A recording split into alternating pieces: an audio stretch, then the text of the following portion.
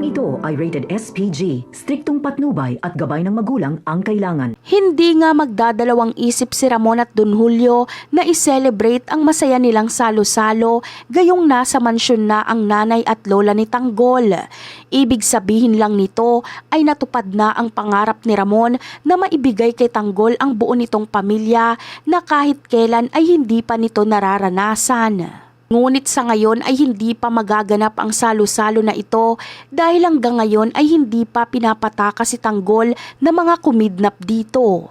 Nag-aalala na si Ramon at Don Julio kay Tanggol dahil hindi nila alam kung ano bang pakay ng mga taong kumidnap kay Tanggol.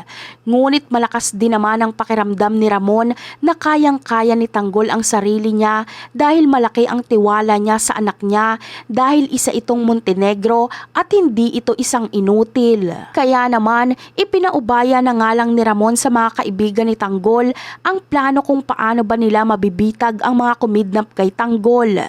Bagamat nag-aalala din si Tanggol sa maaaring sapitin ng pamilya Benito sa oras na mahuli sila ng mga kaibigan ni Tanggol at ng papa niyang si Ramon, ay sisiguraduhin nga ni Tanggol na mapipigilan niya ang mga ito.